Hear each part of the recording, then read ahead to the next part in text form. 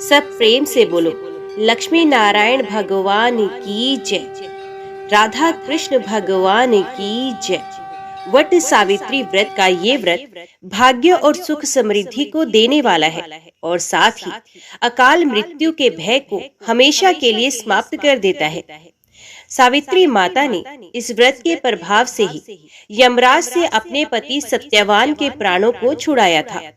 What वृक्ष दीर्घ आयु और अमृत तप का प्रतीक है।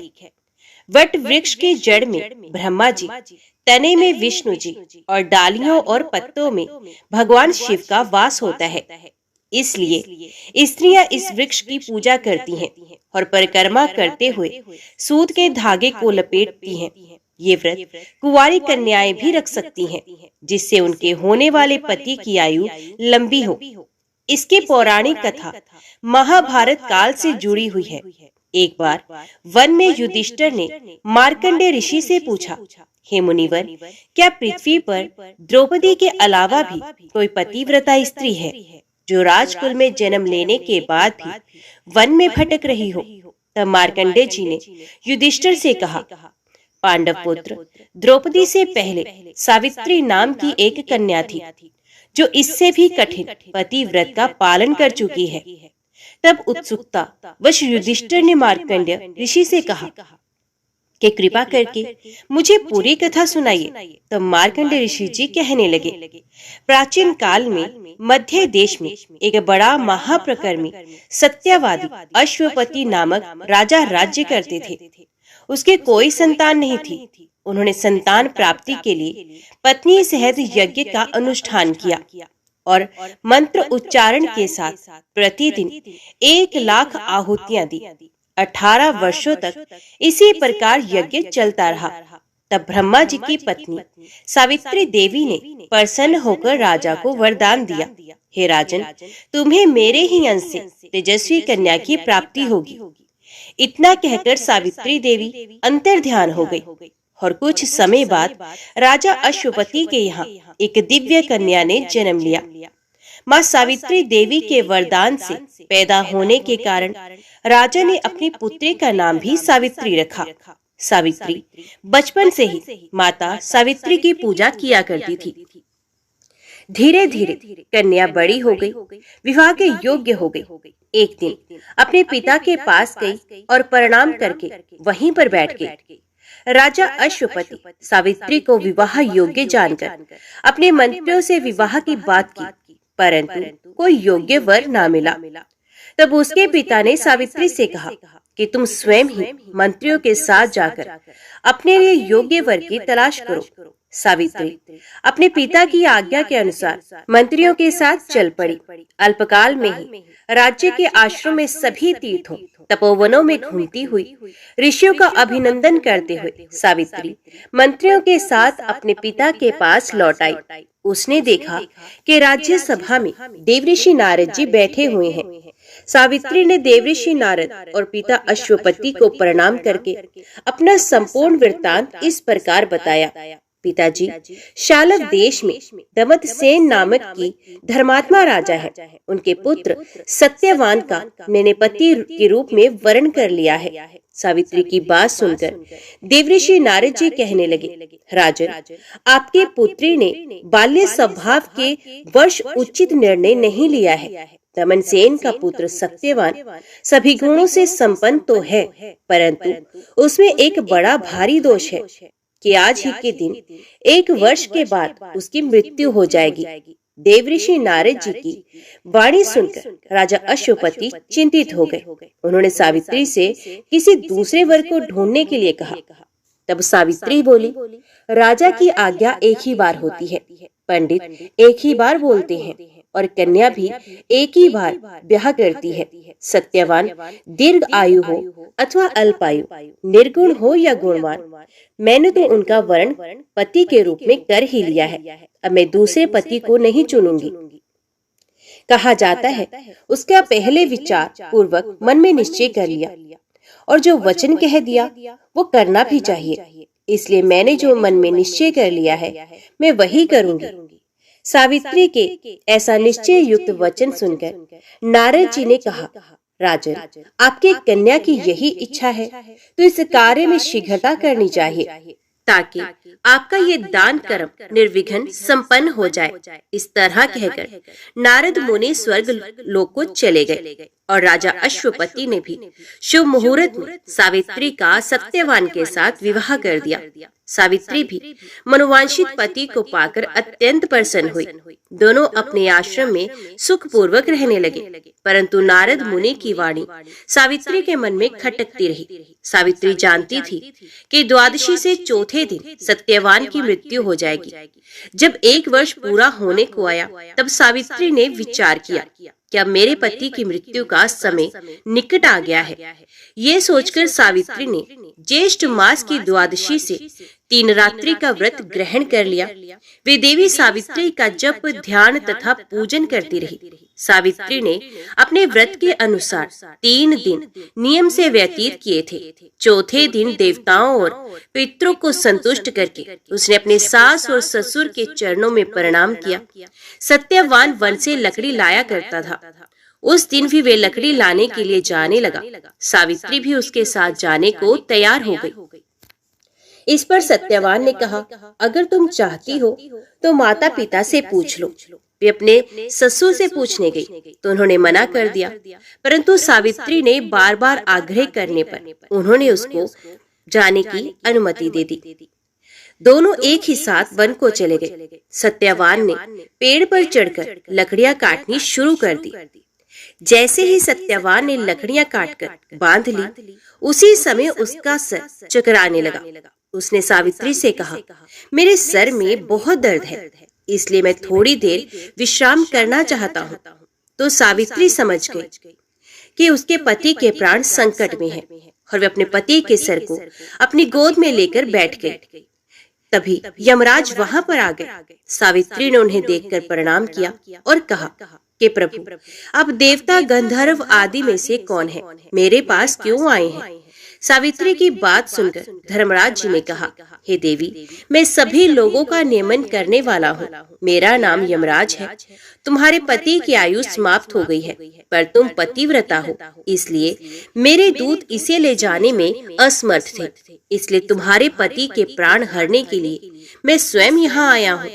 इतना कहकर यमराज ने सत्यवान के शरीर से अंगूठे के आकार के पुष्प को खींच निकाला और उसे लेकर अपने साथ ले चल पड़े। सावित्री भी उनके पीछे पीछे चलने लगी। बहुत दूर जाकर यमराज ने सावित्री से कहा, हे पतिव्रता देवी, अब तुम लौट जाओ। इस मार्ग में इतनी दूर कोई नहीं आ सकता। तब सावित्री बोली, महाराज, पति के साथ आते हुए ना तो मुझे कोई गीला है, ना ही कोई श्रम हो रहा है। मैं सुख पूर्वक चली आ रही हूँ। जिस प्रकार सज्जनों की गति संत है, वर्ण आश्रम का आधार वेद है, शिष्यों का आधार गुरु है, सभी प्राणियों का आश्रय स्थल पृथ्वी है, उसी प्रकार स्त्रियों का एकमात्र आश्रय स्थान उसका पति होता है, अन्य कोई नहीं। इस प्रकार सावित्री के धर्म और अर्थ युक्त वचनों को सुनकर यमराज जी प्रसन्न होकर कहने लगे, स्वामिनी, मैं तुमसे बहुत प्रसन्न हूँ। तुम अपना एक वर मुझसे मांग लो। तब सावित्री ने कहा, मेरे सास ससुर वनवासी और अंधे हैं, आप उन्हें दिव्य ज्योति प्रदान करें। तो यमराज जी ने कहा, ऐसा ही होगा, जाओ, अब लौट जाओ। लेकिन सावित्री अपने पति सत्यवान के पीछे पीछे चलती रही। तब यमराज बोले, देवी, तुम वापस जाओ। सावित्री बोली, भगवान के पीछे पीछे चलने में कोई परेशानी नहीं है, पति के पीछे चलना मेरा कर्तव्य है। ये सुनकर उन्होंने फिर से उसे एक और वर मांगने को कहा। तब सावित्री देवी बोली, मेरे ससुर जी का राज्य छिन गया है, आप उसे उन्हें वापस दिला दीजिए। यमराज ने सावित्री को ये वरदान भी दे दिया और कहा, अब तुम लौट जाओ। लेकिन सावित्री फिर भी पीछे पीछे ही चलती रही। तभी यमराज ने सावित्री को तीसरा वरदान मांगने को कहा। इस बार सावित्री ने यमराज से सपुत्र होने का वरदान मांगा। ये वरदान भी सावित्री को यमराज ने दे ही दिया। तब सावित्री ने यमराज से कहा कि मैं एक पतिव्रता स्त्री हूँ और आपने मुझे पुत्रवती होने का आशीर्वाद दिया है, और बिना पति के पुत्र कैसे हो सकता है? ये सुनकर यमराज को सत्यवान के प्राण छोड़ने ही पड़े और उन्होंने सत्यवान के प्राण चने के रूप में सावित्री को लौटा दिए। सावित्री उस चने को लेकर उसी वट वृक्ष के पास आ गई जहां उसके पति का मृत शरीर पड़ा हुआ था और यमराज द्वारा दिए गए चने को उसने अपने पति के मुंह में रख दिया, जिससे सत्यवान फिर से जीवित हो गए। इस वजह से वट सावित्री व्रत के दिन चने का विशेष महत्व माना जाता है। सत्यवान और सावित्री खुशी खुशी अपने राज्य की ओर चल पड़े। दोनों जब घर पहुंचे तो उन्होंने देखा कि उनके माता पिता को दिव्य ज्योति प्राप्त हो गई है और उनका राज्य भी वापस मिल गया है। इस प्रकार सावित्री और सत्यवान चिरकाल तक राज्य सुख भोगते रहे। तो बोलिए, लक्ष्मी नारायण भगवान की जय, राधा कृष्ण भगवान की जय, उमापति शंकर भगवान की जय। आइए अब बड़े ही प्रेम से मन की कामनाओं को पूरी करने वाली कथा को सुनते हैं। ओम नमो भगवते वासुदेवाय नमः। भक्त लाखा जी जाति के गौड़ ब्राह्मण थे। राजपुताने के एक छोटे से गांव में उनका घर था। लाखा जी विशेष पढ़े तो नहीं थे, परंतु विष्णु सहस्त्रनाम और गीता उनको कंठस्थ थे और भगवान में उनका अटूट विश्वास था। ये खेती का काम करते थे। इनकी स्त्री खेमाबाई बड़ी साध्वी और पतिव्रता थी। घर का सारा काम तो करती, खेती के काम में भी पति की पूरी सहायता करती थी और पति की सेवा किए बिना तो उसका नित्य का व्रत ही पूरा नहीं होता था। वे नित्य प्रातः काल स्नान करके पति के दाहिने चरण के अंगूठे को धोकर पीती। लाखा जी को संकोच होता, वे मना भी करते, परंतु खेमाबाई के आग्रह के सामने उनकी कुछ भी न चलती। उनके 2 संतान थी, एक पुत्र और दूसरी कन्या। पुत्र का नाम था देवा और कन्या का गंगाबाई। पुत्र के विवाह की तो जल्दी नहीं थी, परंतु धर्म भीरु ब्राह्मण को कन्या के विवाह की बड़ी चिंता थी। चेष्टा करते करते समीप के ही एक गांव में योग्य वर मिल गया। वर के पिता संतोषी ब्राह्मण थे। संबंध हो गया और समय पर लाखा जी ने बड़े चाव से अपनी कन्या गंगाबाई का विवाह करके उसे ससुराल भेज दिया। इस समय गंगाबाई की उम्र 12 वर्ष की थी। देवा उम्र में बड़ा था, परंतु उसका विवाह कन्या के विवाह के 2 साल पीछे किया गया। बहू घर में आई। बहू का नाम था लक्ष्मी।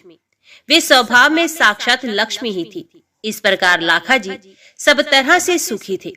लाखा जी का नियम था रोज सवेरे गीता जी का एक पूरा पाठ करना और रात को सोने से पहले पहले विष्णु सहस्त्रनाम के 50 पाठ कर लेना।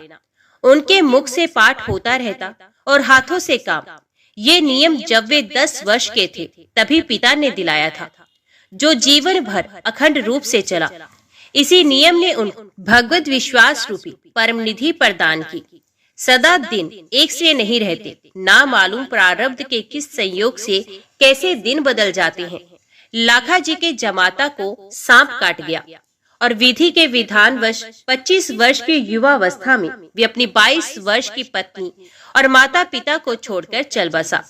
जब लाखा जी को ये समाचार मिला तब उन्होंने बड़े धीरज के साथ अपनी स्त्री खेमाबाई और पुत्र तथा पुत्रवधू को अपने पास बुलाकर कहा, देखो, संसार की दृष्टि से हम लोगों के लिए ये बड़े ही दुख की बात हुई है।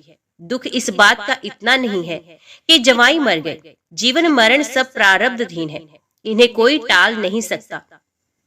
दुख तो इस बात का है कि गंगाबाई का जीवन दुख रूप हो गया। यदि हम लोग अपने व्यवहार बर्ताव से गंगाबाई का दुख मिटा सके तो हमारा सारा दुख दूर हो जाए। उसके दुख दूर होने का उपाय ये है कि हम यहाँ ले आए। हम लोग स्वयं विषय भोगों का त्याग करके उसे श्री भगवान की सेवा में लगाने का प्रयत्न करें। भोगों की प्राप्ति से दुखों का नाश नहीं होता, न भोगों के नाश में ही वस्तु दुख है। दुख के कारण तो हमारे मन के मनोरथ हैं। एक भी भोग ना रहे, अति आवश्यक चीजों का भी अभाव हो, परंतु मन यदि अभाव का अनुभव ना करके सदा संतुष्ट रहे, उसमें मनोरथ ना उठे, तो कोई भी दुख नहीं रहेगा। इसी प्रकार भोगों की प्रचुर प्राप्ति होने पर भी जब तक किसी वस्तु के अभाव का अनुभव होता है और उसको प्राप्त करने की कामना रहती है, तब तक दुख नहीं मिट सकते। यदि हम लोग चेष्टा करके गंगा बाई के मन से उसके पति के अभाव को भुला दे सके और उसकी सदा भाव रूप परम पति भगवान के चरणों में आसक्ति उत्पन्न कर दे तो वे सुखी हो सकती है। यद्यपि यहाँ के सारे संबंध इस शरीर को लेकर ही हैं, तथापि जब तक संबंध है तब तक हम लोगों को परस्पर ऐसा बर्ताव करना चाहिए जिससे हमारे मन भोगों से हटकर भगवान में लगे और हमें परम कल्याण रूप श्री भगवान की प्राप्ति हो। हित करने वाले सच्चे माता पिता, पुत्र, भाई, स्त्री, स्वामी वही हैं जो अपनी संतान को, माता पिता को, भाई बहनों को, स्वामी को और पत्नी को अनंत कलेश रूप जगजाल से छुड़ाकर अचिंत्य आनंद स्वरूप भगवान के पद पर चढ़ा देते हैं। हम लोगों को भी यही चाहिए कि हम शोक छोड़कर नित्य शोक रूप संसार सागर से गंगाबाई को पार लगाने का प्रयत्न करें। लाखा जी की स्त्री, उनके पुत्र, देवा तथा पुत्र वधु सभी का लाखा जी के वचनों पर पूरा विश्वास था। वे सब प्रकार से उनके अनुगत थे। अतः लाखा जी के इन वचनों का उन पर बड़ा प्रभाव पड़ा और उन्होंने कहा, अब गंगाबाई को यहाँ ले आइए।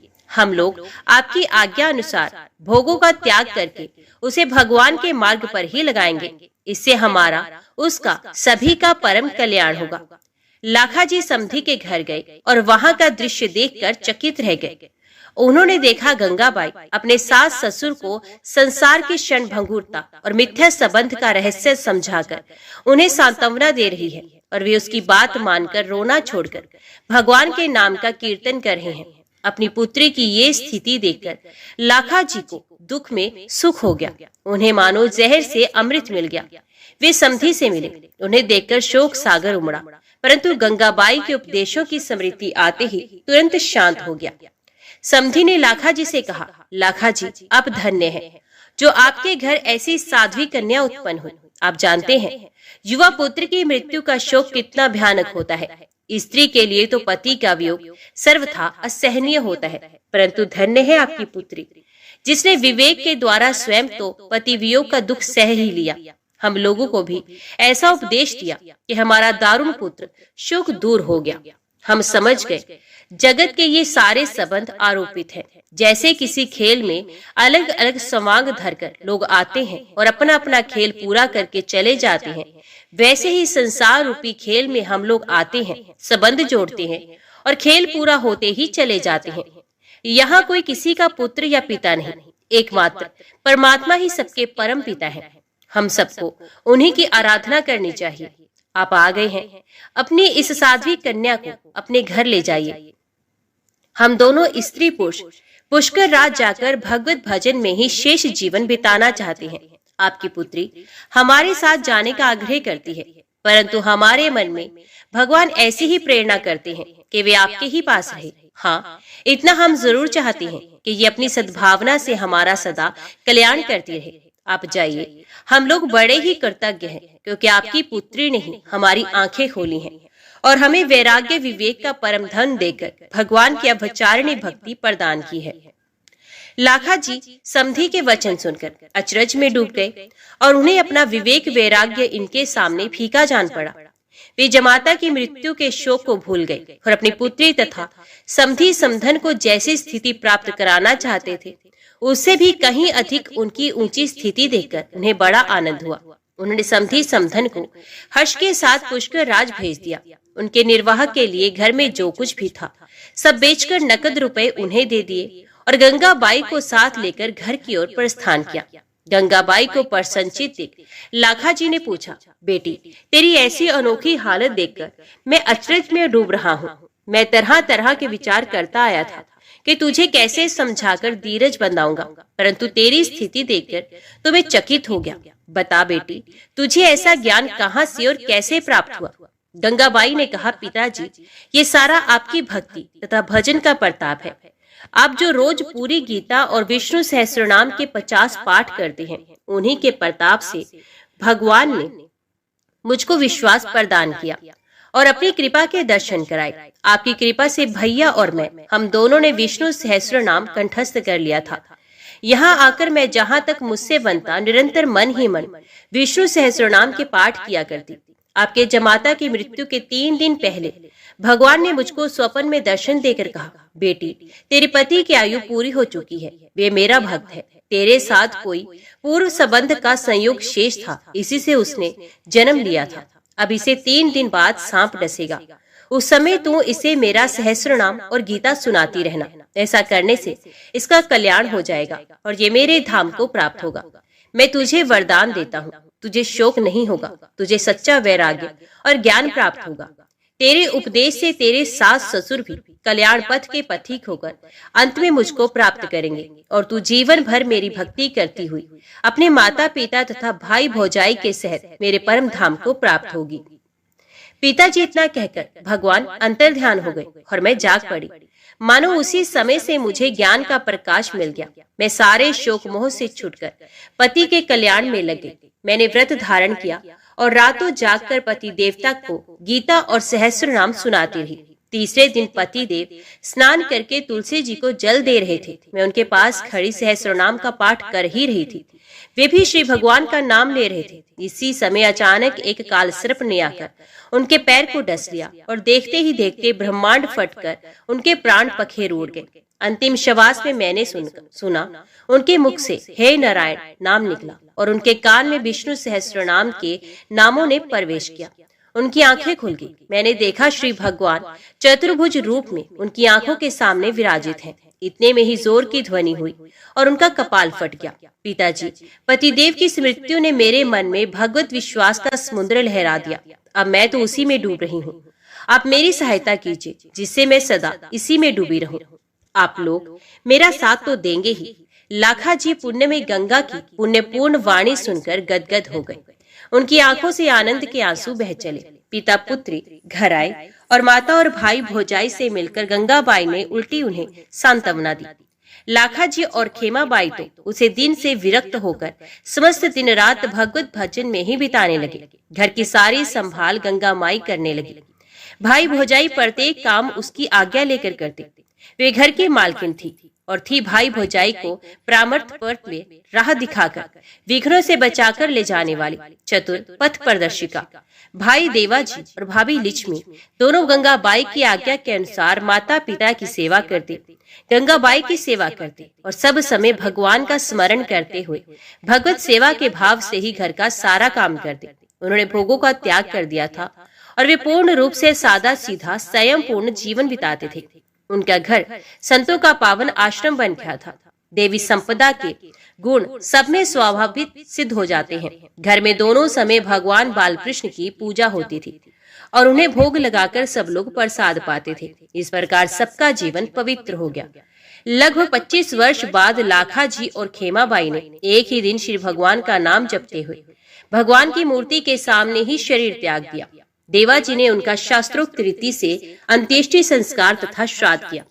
पुत्र वधु और कन्या ने उनके लिए 3000 विष्णु सहस्रनाम के पाठ किए। माता पिता की मृत्यु के बाद बहन भाई भौजाई तीनों भगवान के भजन में लगे। भाई भौजाई के विशेष अनुरोध करने पर एक दिन गंगाबाई ने भगवान से प्रकट होकर दर्शन देने की प्रार्थना की। भगवान ने प्रार्थना सुनी और प्रत्यक्ष प्रकट होकर तीनों भक्तों को अपने दिव्य रूप के दर्शन कराए। वे तीनों भगवान के प्रत्यक्ष दर्शन पाकर कृतार्थ हो गए और भगवत सेवा में ही अपना शेष जीवन व्यतीत करने लगे और अंत में भगवान के परम धाम को चले गए। तो बोलो लक्ष्मी नारायण भगवान की जय, राधा कृष्ण भगवान की जय। श्री तिरुपति बालाजी के रूप की कथा को सुनने से अनंत फल और माँ लक्ष्मी की कृपा मिलती है। तो आइए भगवान श्री तिरुपति बालाजी की कथा को बड़ी ही श्रद्धा से और प्रसन्नचित्त मन से सुनते हैं। इस कथा को पूरा सुनिए। बोलिए श्री लक्ष्मी नारायण भगवान की जय।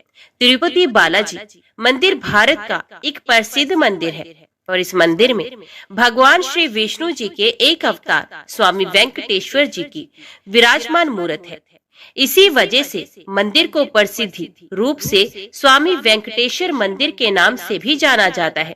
भगवान वेंकटेश्वर को विष्णु जी का एकमात्र उस रूप से जाना जाता है जिन्होंने कलयुग के कष्टों से लोगों को बचाने के लिए अवतार लिया है। एक बार समस्त देवताओं ने मिलकर एक यज्ञ करने का निश्चय किया। यज्ञ की तैयारी पूर्ण हो गई। तभी वेद ने एक प्रश्न किया तो एक व्यवहारिक समस्या आ खड़ी हुई। ऋषि मुनियों द्वारा किए जाने वाले यज्ञ की हवि तो देवगण ग्रहण करते थे, लेकिन देवों द्वारा किए गए यज्ञ की पहली आहुति किसको होगी, यानी सर्वश्रेष्ठ देव का निर्धारण जरूरी था, जो फिर अन्य सभी देवों को यज्ञ भाग प्रदान करे। ब्रह्मा, विष्णु, महेश परमात्मा थे। इनमें से श्रेष्ठ कौन है, इसका निर्णय आखिर हो तो कैसे हो। भृगु जी ने इसका दायित्व संभाला। वे देवों की परीक्षा लेने चले। ऋषियों से विदा लेकर वे सर्वप्रथम अपने पिता ब्रह्मदेव के पास पहुंचे। ब्रह्मा जी की परीक्षा लेने के लिए भृगु ने उन्हें प्रणाम नहीं किया। इससे ब्रह्मा जी अत्यंत कुपित हुए और उन्हें शिष्टता सिखाने का प्रयत्न किया। भृगु को गर्व था कि वे तो परीक्षित हैं, परीक्षा लेने आए हैं। पिता पुत्र का आज क्या रिश्ता। भृगु ने ब्रह्मदेव से अशिष्ट कर दी। ब्रह्मा जी का क्रोध और बढ़ गया और अपने कमंडल लेकर पुत्र को मारने भागे। भृगु मुनि किसी तरह वहां से जान बचाकर भाग चले आए। इसके बाद वे भगवान शिव के लोक कैलाश गए। भृगु ने फिर से धृष्टता की, बिना कोई सूचना का शिष्टाचार दिखाए या शिवगणों से आज्ञा लिए सीधे वे वहां पहुंच गए जहां शिव जी माता पार्वती के साथ विश्राम कर रहे थे। आए तो आए, साथ ही अशिष्ट का आचरण भी किया। शिव जी शांत रहे, पर भृगु न समझे। शिव जी को क्रोध आया तो उन्होंने अपना त्रिशूल उठाया। भृगु वहां से भी भागे। अंत में भगवान विष्णु के पास क्षीर सागर पहुंचे। श्री हरिकेश शय्यस पर लेटे निद्रा में थे और देवी लक्ष्मी उनके चरण दबा रही थी। महर्षि भृगु 2 स्थानों से अपमानित करके भगाए गए थे। उनका मन बहुत दुखी था।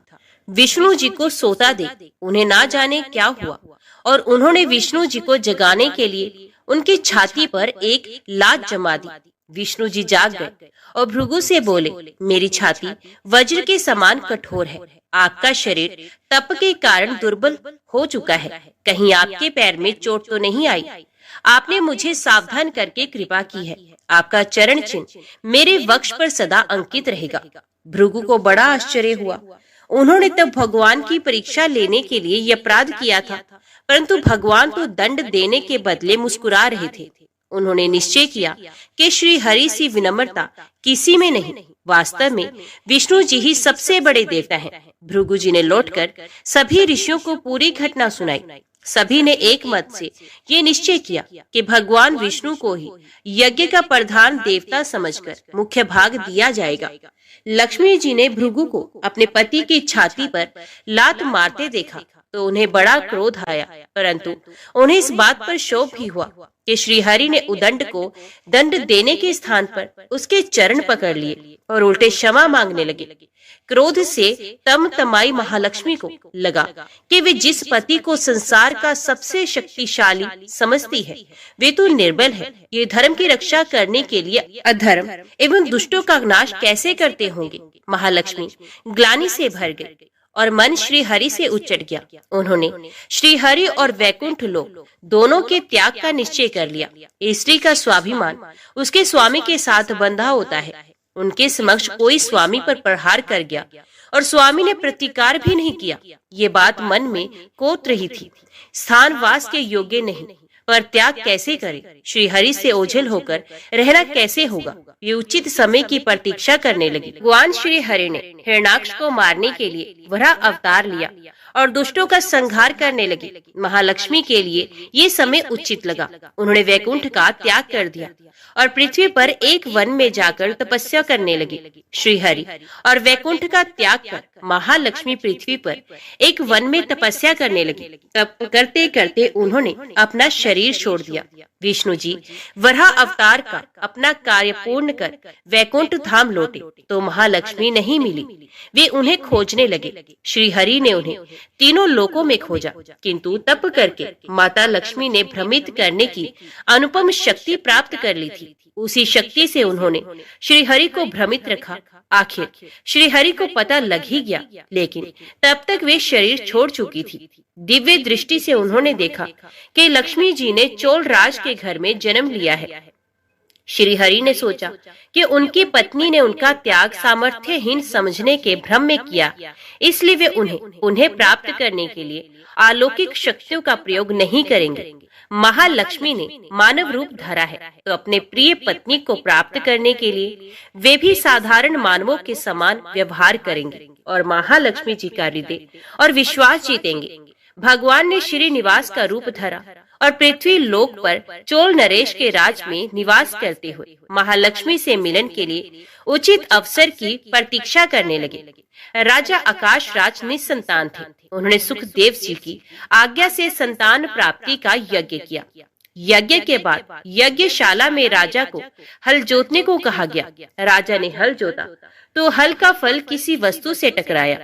राजा ने उस स्थान को खोदा तो एक पेटी के अंदर सहस्त्र दल कमल पर एक कन्या विराज रही थी। वे साक्षात महालक्ष्मी थी। राजा के मन की मुराद पूरी हो गई, क्योंकि कन्या कमल के फूल में पीली थी, इसलिए उनका नाम रखा गया पद्मावती। पद्मावती नाम के अनुरूप ही रूपवती और गुणवती भी थी। साक्षात लक्ष्मी जी का अवतार पद्मावती विवाह के योग्य हुई। एक दिन वे बाग में फूल चुन रही थी। उस वन में बालाजी यानी के श्रीनिवास जी आखेट के लिए आए थे। उन्होंने देखा कि एक हाथी एक युवती के पीछे पड़ा है और डरा रहा है। राजकुमारी से सेवक भाग खड़े हुए। श्रीनिवास जी ने तीर चलाकर हाथी को रोका और पद्मावती की रक्षा की। श्रीनिवास और पद्मावती ने एक दूसरे को देखा और एक दूसरे पर मोहित हो गए। दोनों के मन में परस्पर अनुराग पैदा हुआ, लेकिन दोनों बिना कुछ कहे अपने अपने घर लौट गए। श्रीनिवास जी घर तो लौट आए, लेकिन मन पद्मावती में ही बस गया। ये पद्मावती का पता लगाने के लिए उपाय सोचने लगे। उन्होंने ज्योतिषी का रूप धरा और भविष्य बांचने के बहाने पद्मावती को ढूंढने निकले। धीरे धीरे ज्योतिष श्रीनिवास की ख्याति पूरे चोल राज में फैल गई। पद्मावती के मन में भी श्रीनिवास के लिए प्रेम उमड़ पड़ा। वे उनसे मिलने को व्याकुल थी, किंतु कोई पता ठिकाना न होने के कारण उनका मन चिंतित था। इस चिंता और प्रेम विरह में उन्होंने भोजन श्रृंगार आदि का त्याग कर दिया। इसके कारण उनका शरीर कृशकाय होता चला गया। राजा से पुत्री की ये दशा देखी नहीं जा रही थी। वे चिंतित थे। ज्योतिषी की प्रसिद्धि की सूचना राजा को भी मिली। राजा ने ज्योतिषी श्रीनिवास को बुलाया और सारी बात बताकर अपनी कन्या की दशा का कारण बताने को कहा। श्रीनिवास राजकुमारी का हाल समझने पहुंचे तो पद्मावती को देखकर प्रसन्न हो गए। उनका उपक्रम सफल हो गया था। उन्होंने पद्मावती का हाथ अपने हाथ में लिया और कुछ देर तक पढ़ने का स्वांग करने के बाद वो बोले, महाराज, आपकी पुत्री प्रेम के विरह में जल रही है। आप इनका शीघ्र विवाह कर दें तो स्वस्थ हो जाएंगे। पद्मावती ने अब श्रीनिवास की ओर देखा। देखते ही पहचान गई। उनके मुख पर प्रसन्नता के भाव आए और वे हंसी। काफी दिनों बाद पुत्री को प्रसन्न देख राजा को लगा कि ज्योतिषी का अनुमान बिल्कुल सही है। राजा ने श्रीनिवास जी से पूछा, हे ज्योतिषी महाराज, यदि आपको ये पता है कि मेरी पुत्री प्रेम के विरह में पीड़ित है, तो आपको ये भी सोचना होगी कि मेरी पुत्री को किससे प्रेम है। उसका विवाह करने को मैं तैयार हूँ। आप उसका परिचय दें। श्रीनिवास जी ने कहा, आपकी पुत्री एक दिन वन में फूल चुनने गई थी। एक हाथी ने उन पर हमला किया तो आपके सैनिक और दासियां भाग खड़ी हुई। राजकुमारी के प्राण एक धनुर्धर ने बचाए थे। राजा ने कहा, हाँ, मेरे सैनिकों ने बताया था कि एक दिन ऐसी घटना हुई थी। एक वीर पुरुष ने उसके प्राण बचाए थे, लेकिन मेरी पुत्री के प्रेम से उस घटना का क्या तात्पर्य। श्रीनिवास जी ने कहा, आपकी पुत्री को अपनी जान बचाने वाले उसी युवक से प्रेम है। राजा के पूछने पर श्रीनिवास ने कहा, वे कोई साधारण युवक नहीं है, बल्कि शंख चक्रधारी स्वयं भगवान विष्णु है। इस समय वैकुंठ को छोड़कर मानव रूप में श्रीनिवास के नाम से पृथ्वी पर वास कर रहे हैं। आप अपनी पुत्री का विवाह उनसे करें। मैं इसकी सारी व्यवस्था करा दूंगा। ये बात सुनकर राजा प्रसन्न हो गए। उन्होंने सोचा कि स्वयं भगवान विष्णु उनके जमाई बनेंगे। श्रीनिवास और पद्मावती जी का विवाह तय हो गया। श्रीनिवास रूप में श्री हरि ने सुखदेव के माध्यम से समस्त देवी देवताओं को अपने विवाह की सूचना भिजवा दी। सुखदेव की सूचना से सभी देवी देवता अत्यंत प्रसन्न हुए। देवी देवता श्रीनिवास जी से मिलने और बधाई देने पृथ्वी पर पहुंचे, परंतु श्रीनिवास जी को खुशी के बीच एक चिंता भी होने लगी। देवताओं ने पूछा, भगवान, संसार की चिंता हरने वाले आप इस उत्सव के मौके पर इतने चिंतित क्यों हैं? तब श्रीनिवास जी ने कहा, चिंता की बात है, धन का अभाव। महालक्ष्मी ने मुझे त्याग दिया है, इस कारण धनहीन हो चुका हूँ।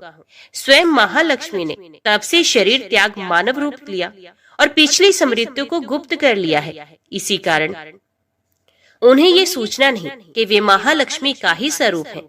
वे तो स्वयं को राजकुमारी पद्मावती ही मानती हैं। मैंने निर्णय किया है कि जब तक उनका प्रेम पुनः प्राप्त नहीं करता, अपनी माया का उन्हें आभास नहीं कराऊंगा। इस कारण मैं एक साधारण मनुष्यों का जीवन व्यतीत कर रहा हूँ।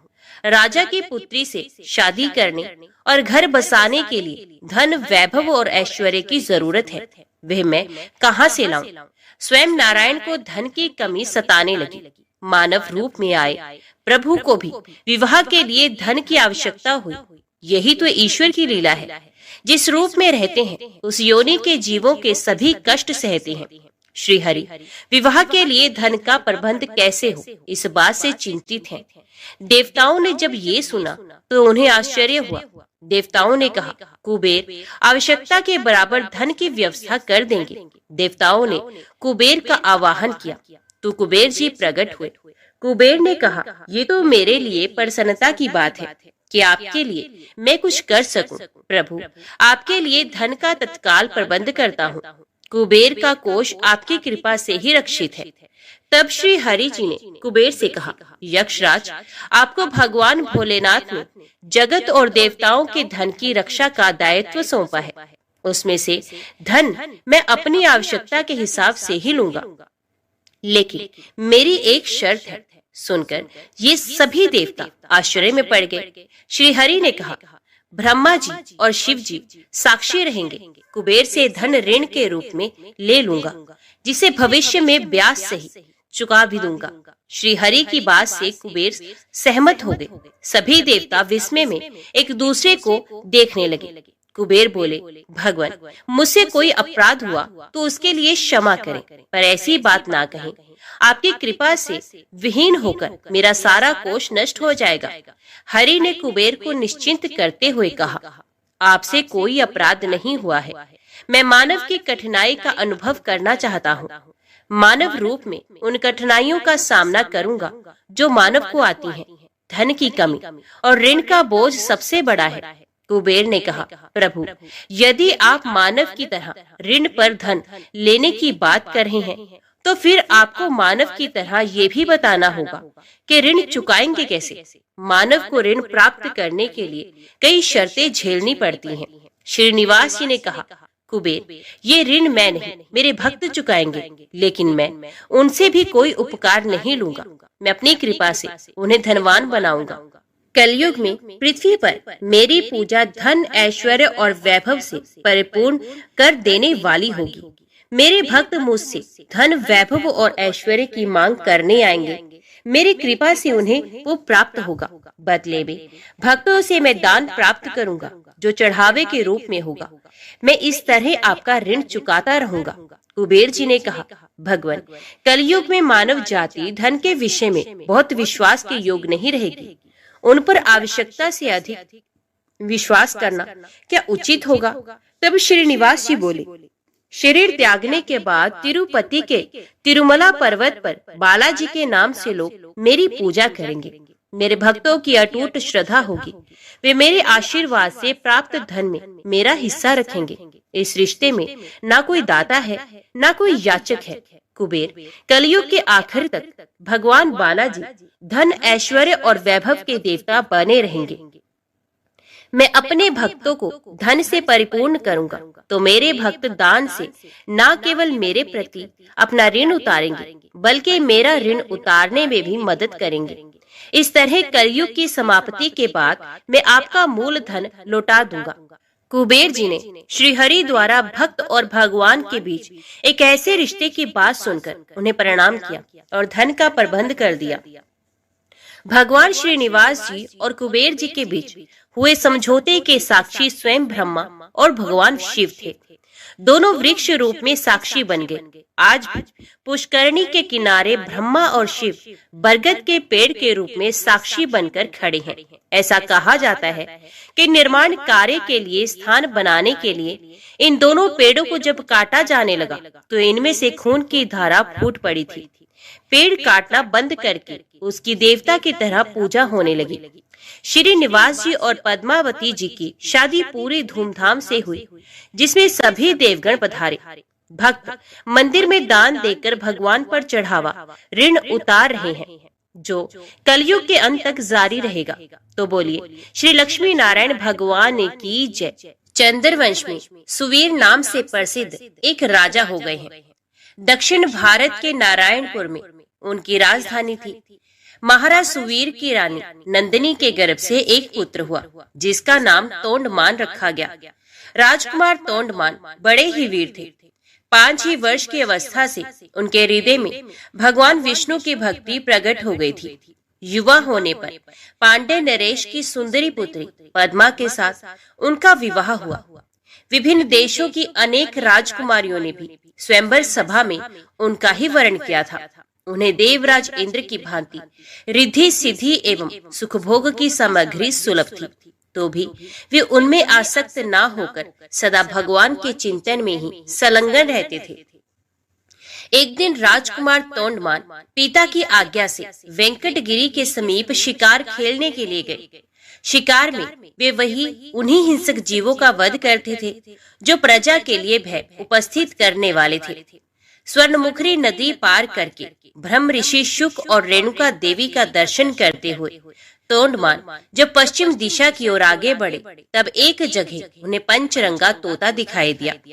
वे देखने में बड़ा ही सुंदर था और भगवान श्रीनिवास का नाम रट रहा था। उसकी दिव्य आकृति और मधुर बोली पर राजकुमार मुग्ध हो गए और उसे पकड़ने के लिए उसका पीछा करने लगे। तोता उड़कर वेंकटाचल के शिखर पर जा पहुंचा।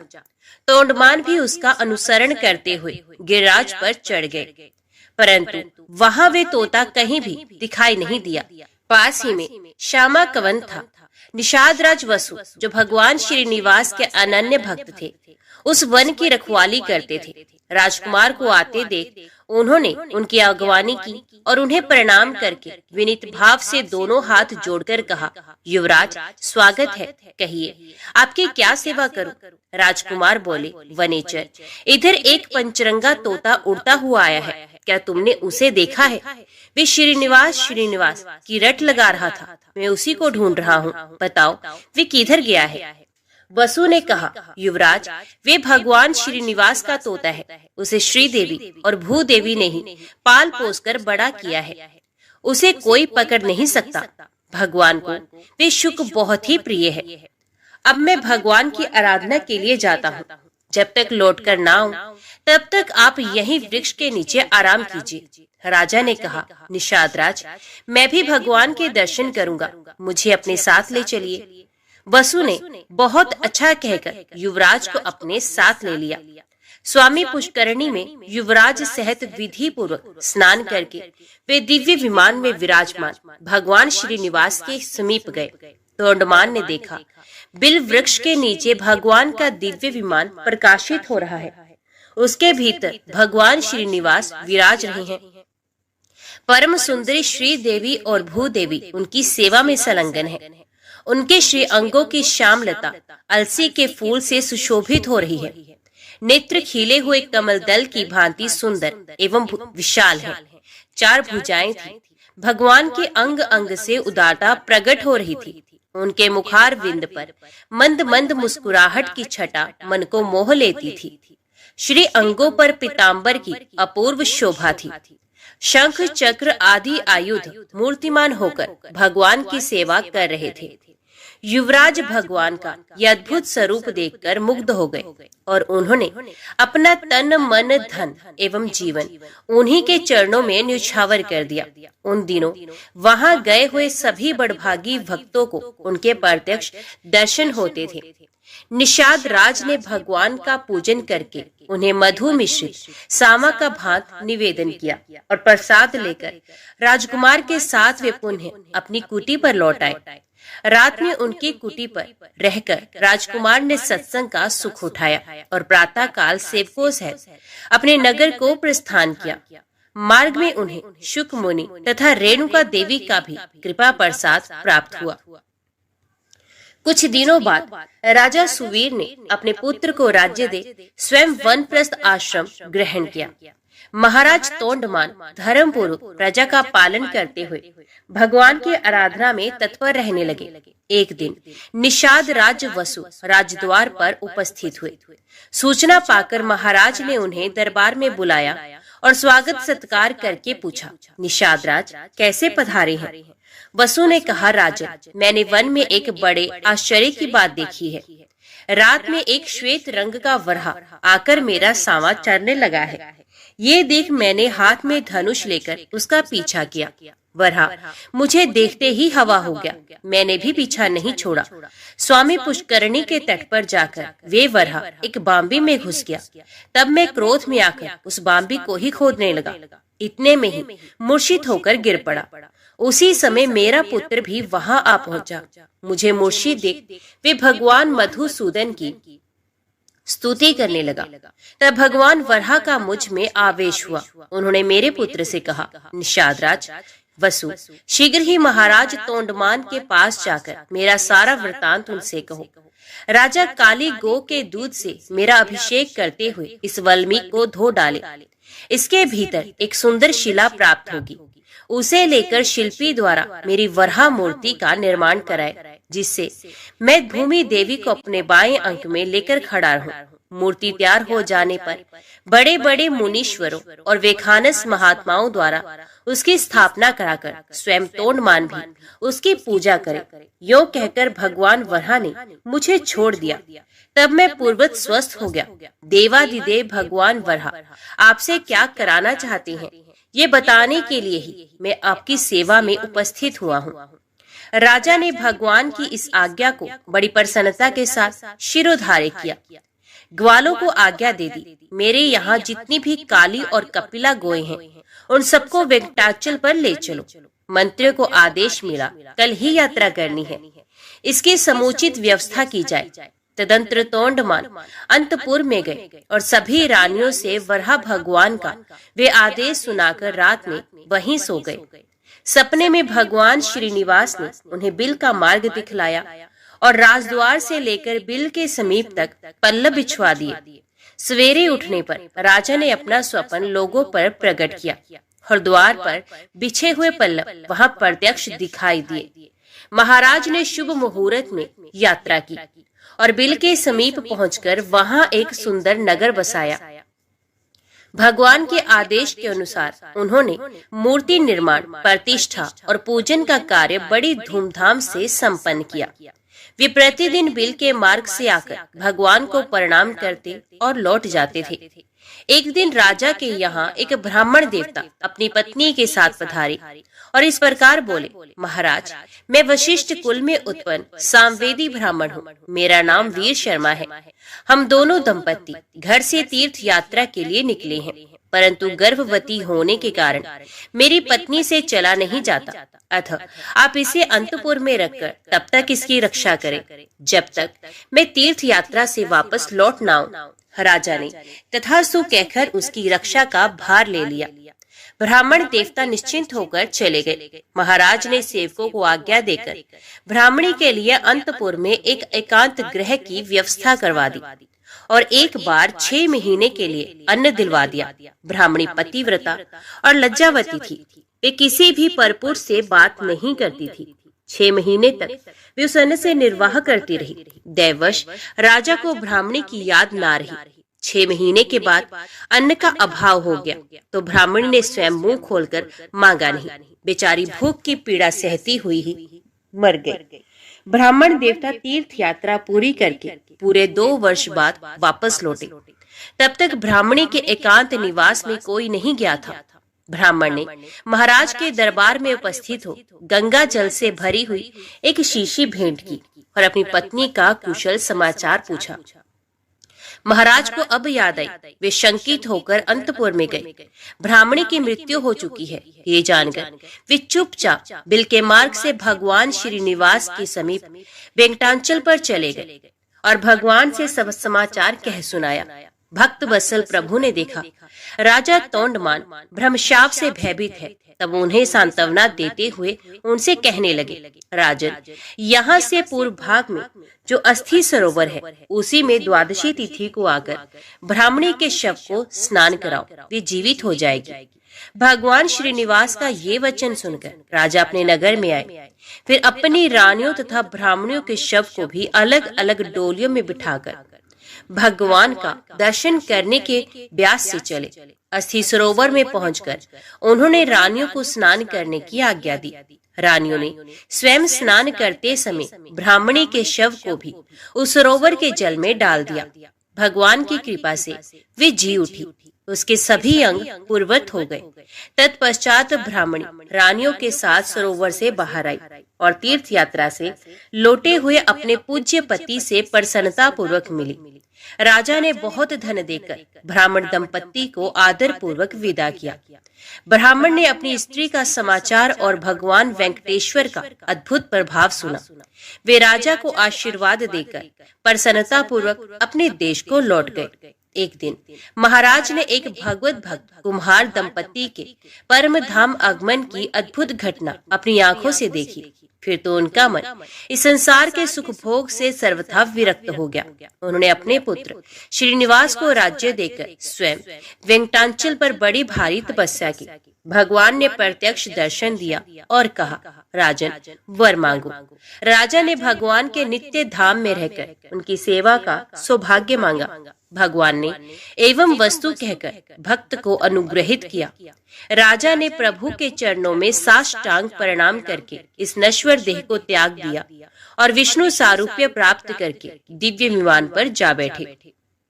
उस समय देवता और गंधर्व आकाश से फूलों की वृष्टि करते हुए उनके सौभाग्य की भूरी भूरी प्रशंसा करने लगे। इस प्रकार राजा तोंडमान ने अपनी अनन्य भक्ति के प्रभाव से भक्त वत्सल श्री हरि का जरा मृत्यु रहित पुनरावृत्ति शून्य वैकुंठ धाम प्राप्त किया।